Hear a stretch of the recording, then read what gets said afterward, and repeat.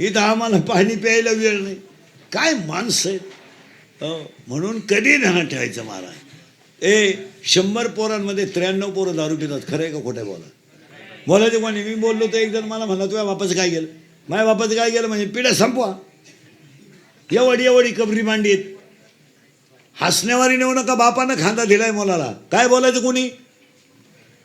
बोलला म्हणजे त्याचा राग येतोय लोकांना. खरं आहे का खोटं बोला? जो बाप कधी आयुष्यात रडला नाही तो पोरगी पळून गेल्यावर रडला ना. काय चुका केल्या बापानी? आम्ही बोललो का इंद्रिकर बोलतो, महिलांना बोलतो, पोरींना बोलतो, मग त्याचं स्टेटस ठेवायचं, त्याचं इंस्टाग्रामला ठेवायचं, त्याला फेसबुक लाईव्ह करायचं, त्यांच्या बातम्या करायच्या आणि त्यांना संपून टाकायचं. गोष्ट खरी का खोटी? आयुष्यामध्ये जो बाप कधी रडला नाही तो बाप जर पोरगी पळून गेल्यावर रडलं तर त्याने काय कमावलं आयुष्यात? कमावलं काय? आज बाप पोलिसाला विचारतोय माझी मुलगी सापडून द्या. काय कमावलं तुम्ही? आणि पोलीस म्हणतो रडू नका मुलगी सापडून देतो. पोरगी पोलिसाला म्हणते मा बाप माझा दुश्मन आहे. संपला बाप. 4 वर्षामध्ये बाप मुलाच्या अंत्यविधी दिलाय. खरं का खोटं बोला? आज बाप जिवंत आहे, मुलगा मेला. काय कमवायचं? कशासाठी का तुम्ही पाणी घालून दूध ऐकिता कशासाठी लबाडा करता रे? कशासाठी करणार? अरे मी ती लवकर यावं म्हणून त्याच्यावर दिवशी भावता आणि ती सप्तेच्या पंक्तीला देतात. आणि माळकरी बावला तर लिंबू पिळून मी ती खातात. कोणी सांगितलं तुम्हाला? करता कोणासाठी? वस्तू खरे का खोटे बोला? आज ज्या बापानं बनियान माळालं तर पलटी करून घातले, ज्यानं बायकोच्या गळ्यातले दागिने मोडले, त्या बापानं जर मुलाच्या अंत्यविधीला जायचं तर त्यालाही स्वप्न आहेत का नाही? आज पाण्याची बाटली विकत न घेणारी माणसं आहेत आपण. पावशेर बटाटे घ्यायला 3 ठिकाणी जातोय आपण. चप्पल तुटली तर खेळा ठोकतोय, बनियान माळालं तर पलटी करून घालतोय, आणि आपण आपल्या पोराला खांदा द्यायचा आहे. काय नाही. आज अक्षरशः पाहिलं म्हणलं आई मुलाच्या अंत्यविधीला आहे. काय कमवलं तुम्ही? काय कमवलं आयुष्य? आई जर मुलाच्या अंत्यविधीला गेले तर काय आईची चूक आहे मला सांगा ना. काही 3 रंगाचं लुगडं दिसली काय तिची चूक झाली? स्वतःच्या गळ्यातले दागिने मोडून तिला मुलगा मोठा केला ही काही चूक झाली? डोक्याला तेल नाही तर तिला पाणी डोक्याला लावलंय काही चूक झाली? घर गळायला लागलं तर तिला घरातले भांडे घरात ठेवले आणि मांडीवर मुलगा घेऊन की रात काढली. काय चूक झाली? मुलाची फी भरायची तर कानार शपड केला आणि कानातलं काढून तिला हातात नवऱ्याच्या मोडायला दिलं. ते नवऱ्याच्या डोळ्यातल्या पाण्याच्या धारा त्या दागिन्यावर पडल्या आणि तो नवरा बायकोला म्हणला अगं मोडू नको ग, माझ्याच्यानं तुला परत दागिने नाही होणार, मी शेळा बेकर विकून केलेत. ती म्हणली माझी पोरग खरंच सोनं जर चांगलं होत असेल तर मला ह्या सोन्याचं काय करायचं? हा ज्या 4 वर्षामध्ये जर एखादा माणूस तरुणपणात मेला आणि त्याचं प्रेत जर आंघोळीला बाहेर काढलं तर प्रेताजवळ लहानाली पोरं उड्या हाणतात. काय कमवलं तुम्ही आयुष्यात? काय? आज 3रीची पोरग बापाच्या दाव्याला आहे. स्तनातली दूध पिणारी पोरं बापाच्या दाव्याला आहे. महिला मंडळ बहीण मलाही बहीण तुम्हालाही भाऊ मलाही बहीण, तुम्हाला मुलगा मलाही मुलगा तुम्हालाही मुलगी मलाही मुलगी तुम्हालाही मी तुमच्या भावासारखा आहे. आपली बाजू कच्ची झाल्यावर आपलं कोणीच नाही आहे. आपली बाजू चांगली आहे तोपर्यंत अख्खं जग आहे. जोपर्यंत सावकारकी चांगली होती तोपर्यंत तुकोबाऱ्या लोक मानत होती. स्वतःची बायको गेली, स्वतःचा मुलगा गेला, स्वतःचा भाऊ घरातून निघून गेला, स्वतःची भाऊजही गेली, पाणी प्यायला घरात राहिलं नाही, त्याच लोकांनी तुकोबाऱ्याला येडं म्हणायला सुरुवात केली. तुम्ही काय घेऊन बसले? जोपर्यंत इथे दान केले तोपर्यंत तुकोबाऱ्याच्या मागं लोक होते. शेवटी खळखळा डोळ्यातून पाणी आलं आणि अभंग तोंडातून बाहेर पडला, कोपला पाटील गावचे हे लोक. बस आता माझी इच्छा राहिली नाही. आणि जेव्हा सगळं झालं तेव्हा डोळ्यात पाणी आलं, अनुभव आला, अरे जन हे सुखाचे दिल्या घेतल्याचे. मग शेवटी 42व्या वर्षी तुकोबाराया देवाला डायरेक्ट म्हणले, देवा माझ्या संसाराची राग झाली, मी कधी रडलो नाही, पण आज माझ्या डोळ्यात पाणी आलं देवा. कारण सांगू देवा, तू खडकावर बसून मी खडकावर बसून राहिलो आणि तू माझा गाथा पाण्यात सांभाळला देवा. मला रडायला आलं आणि मग अभंग बाहेर पडला, श्री अनंता मधुसूदना पद्मनाभा नारायणा. आणि शेवटी डोळ्यातून अश्रू खाली आले आणि आता एकच शब्द राहिला, आता दिसू नये जना ऐसे करी नारायणा. बस आता मला राहायचं नाही, या जगाला मी पुन्हा दिसू नये. काय घेऊन बसले महाराज? निळोबरायात देवपूजा करीत होते महिला मंडळ. निळोबरायची बायको मैनावती फार सुंदर पवित्र पतिव्रता होती. निळोबराय कारकुनकी करीत होते आणि कारकुनी करीत असताना देवपूजा करीत असताना गावात कारकून आला आणि त्यानं ते दप्तर तपासायला त्याला बोलवलं निळोबरायांना. तर निळोबरायची बायको म्हटली ती पूजा करतात, पूजा झाल्यावर येतील. त्या अधिकाऱ्याला अपमान वाटला, त्याने बोलून घेतलं, जरा बोलला तो निळोबरायांना. दुसऱ्या दिवशी निळोबराया म्हणजे त्याच दिवशी निळोबराया दप्तर घेऊन चावडीवर आले आणि तो वह्या चेक झाल्या, सगळ्या क्लिअर निघाल्या, विषय भेटला. त्यांनी त्या वह्या घेतल्या आणि घरी आले, त्या माणसाकडे देऊन टाकल्या आणि दुसरं कागद आणि पेन घेतला. कागद घेतला आणि पेन घेतला आणि रामलिंगावर, शिरूर तालुक्यात रामलिंग मंदिर आहे, रामलिंग मंदिर, त्या रामलिंगाच्या पिंडीवर ठेवून दिला. जर तुझ्या भजनाला अडथळा येत असेल तर आजपासून माझी नोकरी संपली, सोडली नोकरी. पेन सोडून दिला. भजनात जर अडथळा येतोय तर मग पूजेला जर अडथळा येतोय. शेवटी कालांतराने गाव सोडलं, पारनेरला राहायला आले. पारनेरला काही काळ राहिले. कालांतराने लोकांनी घर बांधून दिलं, मुलगी लग्नाला आली, पांडुरंगाने अख्खं लग्न करून दिलं आणि शेवटी पांडुरंगाने निळोबरायला पिंपळनेरला यायला राहिलं. महिला मंडळ बहिणाबाई कीर्तनाला जात होत्या. बहिणाबाई म्हणजे कवयित्री बहिणा नाही, संत बहिणाबाई. तर बहिणाबाई कीर्तनाला जायच्या. तर बहिणाबाईचं जन्म वैजापूर तालुक्यात शिरूर तालुक्यात झाला. शिरूर तालुक्यात शिरूर बंगल्याजवळ झाला. बहिणाबाईच्या नवऱ्याचं नाव आहे रत्नाकर पंडित आणि रत्नाकर पंडिताचं बहिणाबाईच्या वयाचं अंतर आहे 30 वर्ष. नवरा 30 वर्षाने मोठा होता. बहिणाबाईंच्या आईबापांना गावात त्रास व्हायला लागला, म्हणून बहिणाबाईने नवरा आणि आईबाप दोघं जण घेऊन पंढरपूरला गेले. पंढरपूरला गेल्यावर एका जाणत्या माणसाने त्यांना एक गाय भेट दिली. त्या गायी घेऊन बहिणाबाई पंढरपूरमध्ये राहिल्या. त्या गायीला वासरू झालं. बहिणाबाई जेव्हा कीर्तनाला राहायच्या तर ते वासरू कीर्तनाला येत होतं, वासरू. आणि वासरू कीर्तनाला आलं की कीर्तनकाराने जर कथा सांगितलं वासरू मान हलत होतं आणि कथा जर सांगितली तर डुलत होतं. गावातल्या बाईंनी बहिणाबाईच्या नवऱ्याला सांगितलं तुमची बायको कीर्तनाला येते पण वासरू घेऊन येते, विक्षेप होतो. बसऱ्या दिवशी वासरू खांबाला बांधलं मंडपाच्या आणि कीर्तन सुरू झालं. वासराने दोर तोडला आणि कीर्तनाला आलं.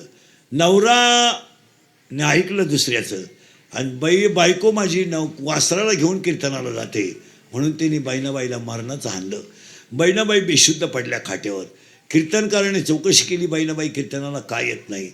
तर बहिणाबाई बेशुद्ध पडल्यामुळं अन्नपाण्याचा त्याग केला. ज्या दिवशी बहिणाबाईनं अन्नपाणी सोडलं त्या दिवशी तिच्या वासराने सुद्धा अन्नपाणी सोडलं आणि वासराच्या डोक्यावर कीर्तनकाराने हात ठेवला तर वासरू वेदाच्या ऋषा बोललं आणि त्या वासराने जीव सोडून दिला. बहिणाबाई तिथून पंढरपूरला पंढरपूरवरून रहिमतपूरला आल्या आणि रहिमतपूरला साताऱ्याजवळ आल्या आणि बहिणाबाईला रात्री स्वप्न पडलं आणि स्वप्नामध्ये साक्षात कोणीच नाही तर साक्षात तुकोबराया स्वप्नात आले आणि तुकोबराया स्वप्नात येऊन तिला म्हटले बहिणे अगं ये मला भेट, मला तुझा उद्धार करायचा आहे. बहिणाबाई तिथून निघल्या, गाई घेऊन देऊला आल्या. बहिणाबाईला तुकोबराईने अनुग्रह दिला आणि गावातल्या लोकांनी बहिणाबाईच्या त्या गाई उचकून दिली का शूद्र माणसं कोण माळ घातली म्हणून. म्हणजे तुकोबराईला हे लोक शूद्र म्हणत होते कारण बहिणाबाई ह्या यजुर्वेदी ब्राह्मण होत्या आणि रत्नाकर पंडित सुद्धा ब्राह्मणच होता. तर त्या गाईला मारलं तर बहिणाबाईच्या पाठीवर ओळवत होतं. आपण फक्त पोथ्या वाचितो, काय कशाला वाचितो तुम्ही? मी दिवसभरात 10 पानं वाचणारा माणूस आहे पण क्लिअर कट करणारा माणूस आहे. आपण काहीच करीत नाही. चांगले आता 10वीच्या पोरांना 1.5 महिना झाला सुट्ट्या लागून, 12वीच्या पोरांना 2 महिने झाले. या नालायकांना फुकाट भाकरी घालायची काय गरज? यांना जरा गारी कोत्या खोल मोबाईल बंद करायला आहे. एवढी भारी वस्तू माणसात बाहेर काढू नाही, एकटा असल्यावरच काढायची. आणि विचार करा काय पोरांना आईबापांना कामं करायला रोग झालाय. काय रोग झालाय? काय काळ बदलणारच आहे ना. आम्ही बोललो का लोकांना राग येतो, वस्तुस्थिती खरी आहे का खोटे? आज बापानो कर्ज नाही, पोरानो कर्ज आहे. काय करतात आई बाप? 1.5 लाखाची गाडी पोराला आहे, 70 हजाराचा मोबाईल आहे पोराकडं आणि त्याचा बाप कांदे वाहू मिळाला. कर्ज करायचं बापानं, मजा हाणायच्या पोरानं. बापानं मोबाईल शापी टाकून दिली, पोरानं गेम सुरू केली. 3,000 लावले 9,000 आले, 9,000 लावले 41,000 आले, 1.5 लाख गेले, दुकान ऐकलं. दुकान इकलेली ती जण इथंच बसले. कर्ज करायचं बापानं, माझ्या हाणायच्या पोरानं, आणि बाजू घ्यायला ही 150 आणि निघाली घर सुधराय. ही म्हणती 3 लाख म्हणजे काही लई नाही, पण उद्या जर माझ्या दाद्यानं काही बरं वाईट केलं तर इस्टेटीला का, बोला ना मला काल पाप करायला, इस्टेटीला का काळी लावायचे का, 10 गुंठे इका, पण तेवढं दाद्याचं कर्ज इकली. दाद्या लागला 90 व बाप म्हणला आपला दाद्या ते प्यायला लागला, पिऊ द्या, तो काही कायम पित नाही, नाहीतरी आपल्याला काही लई नाही, नाहीतरी आपण गेलो सगळं. दाद्यानं आणली कोणची पोर घरात, आणू द्या. मा दाद्या किती भाग्यवान आहे, लोकांच्या पोरांना बायको करता बायको मिळाली, पण माझ्या दाद्यानं कोणची का होईना, पण मी नाही म्हणलं बरं का काही, तुमचं तुम्ही पहा, कोणची का होईना पण आणली. हाय त्याला पहिले एक पोरग, मग त्याला काय होते आता. ही वस्तुस्थिती झाली. मेल्यावर मोक्ष मिळतो किंवा नाही, पण नामाने मोक्ष मिळतो, इथं आपण होतो. तुम्ही काय काळजी करायची नाही. स्वर्ग नाही, नरक नाही, हे सगळं कशानं होतं तर भजनानं होतं. आणि भजन करीत राहिलं का सगळं होतं. कुणाचं भजन, आता एकाच वाक्यात सांगून टाकतो, पहिला मुद्दा संपवतो. नामानेच मोक्ष, नामानेच मुक्ती, नामा परते तत्व नाही रे अन्यथा. आणि अजून एक उत्तर आहे त्याला, शहाणा तो धनी घेत. बस संपला विषय. तुझं नाव काय रे? हा, दर्शन. मला लाभ झाला एकादशी दर्शन. आता ऐका, लय बारीक आहे बरं का, आता किचकट आहे. याचं नाव दर्शन आहे, हे याचं नाव आहे का ठेवलेलं नाव आहे? बोला ठेवलेलं नाव. पुरावा अध्याय नंबर 17 ओवी नंबर 329, उपजली या बालकाशी नाम न येत यापाशी. अध्याय नंबर 18 ओवी नंबर 100, देहाच्या गावा आलिया जन्म मृत्यूच्या सोळ्या. हा दर्शन जन्माला आला तेव्हा याला नाव नव्हतं. मान्य. हा शिव आहे का जीव आहे?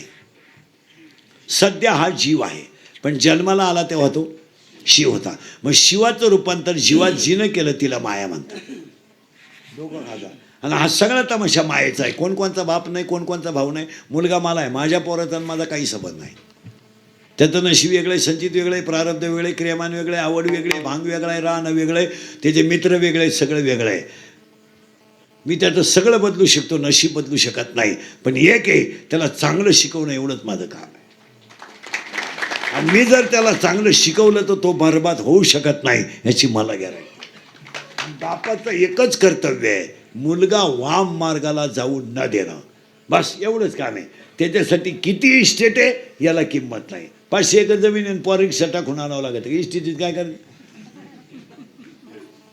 काय करतं इस्टेटीला? सरळ काय, कोट्याधीश लोक आहेत महाराज, कोट्याधीश आम्हाला भेटतात कधी कधी कोट्याधीश, आणि आम्हाला म्हणतात महाराज फार मुळ्या त्याचा कोंब दुखतो अशी का नाही. महाराज तुमचे पाय आमच्या घराला लावा. आमची इथं आमच्याच घरांचा बोंग्या झाला, तो आगे बोकड. ते आपल्याला वाटतं पाया पडायचे 25-25 हजार मिळतील. चला, महाराज लोकांच्या पायावर पैसे ठुले का त्याने येडी बोकांडी घेतलेच. मी आम्हाला नेत्यात घरी बंगल्यावर. महिला म्हणलं 5 कोटीचा नुसता बंगला आहे त्याचा. कोटी म्हणजे 100 लाख. आपली कोटी नाही, आपली कोटी तंबाखूची पुडी कांद्याच्या रोपात हरवली, त्यानं रोप उपटलं पण पुडी सापडवली.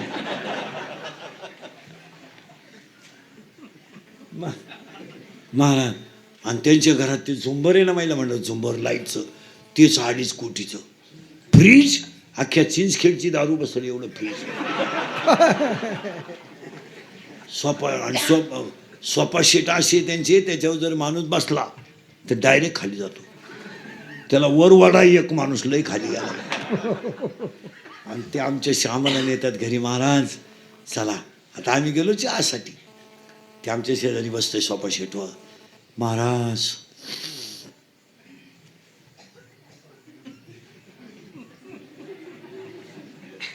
आपण कमावलं महाराज. आता आपला चहा गुतेल राहतो, काही बोलता येत नाही. काही बोलावतं ते उचकून द्यायला पाहिजे. नालायकांचे कुठं नाही लागला. मग आपण त्यांना म्हणायचं तुमच्या माऊलीची कृपा आहे. आता तो नालायक आहे गण पाठ आहे, त्या नाही जनता लुटूनच कमेल. पण आपण म्हणायचं तुमच्या ज्ञानोबाची. मग आता काय करता, चहा पुरतं.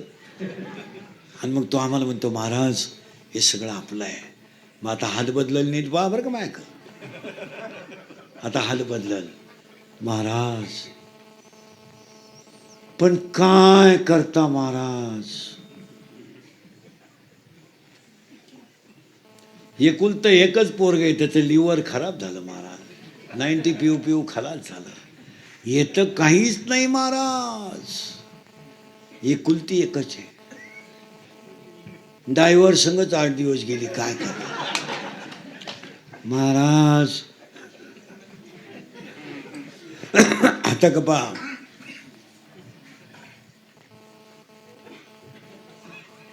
या असं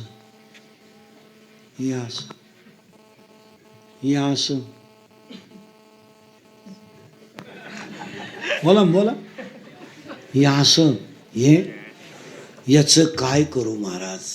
काहीच नाही, मला बाहेर गेलो आणि दे पेटून, आग लावून देन बस शकत. त्याला काय करत, काय ते इष्टिटीला करायचं. माऊलीची भाषा आहे, जयाची ऐक धड नाही तयाचे परत्र शिकारी. आणि याला कोण शिटकली नेमकी दर्शनला, गेलं बॉम्बाला माया. आणि ती आली याच्यात राहिला. कोण? माया. आता बोललं तरच कळण बरं का.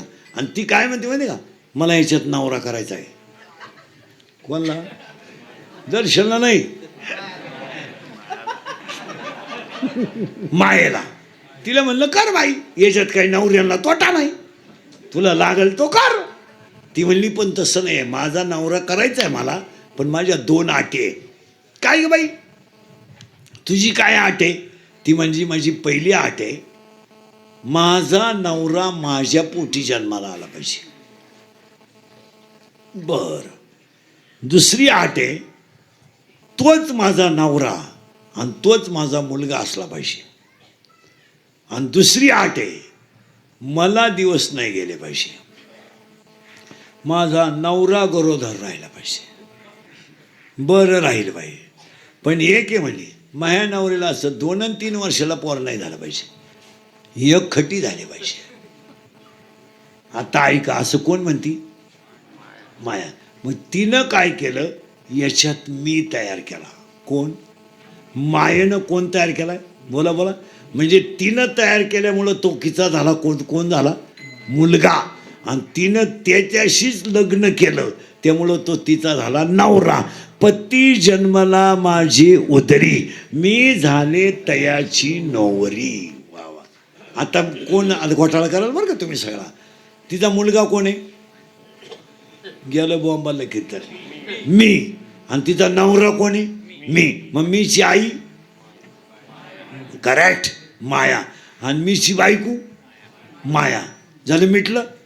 आणि तो राहिला गरोदर. कोण? मी म्हणजे मी नाही.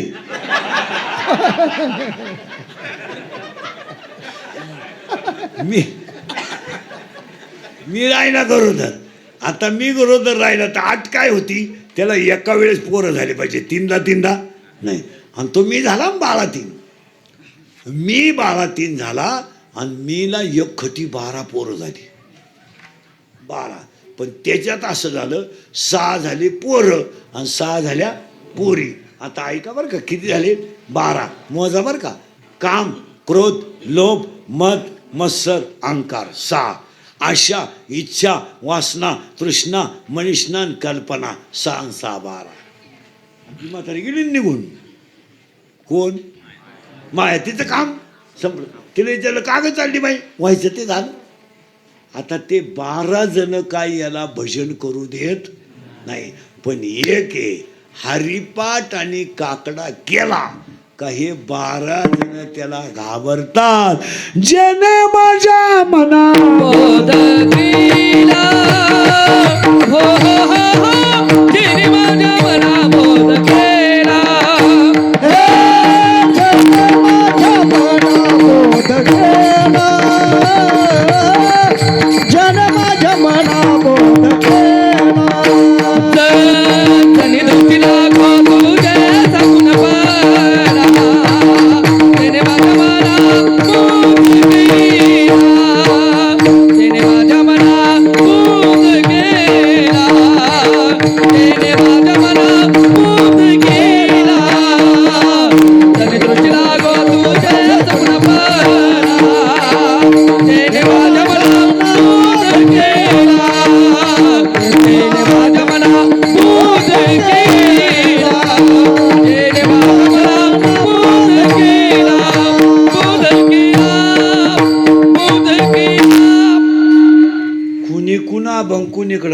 तुम्हाला सुधारलंच नाही.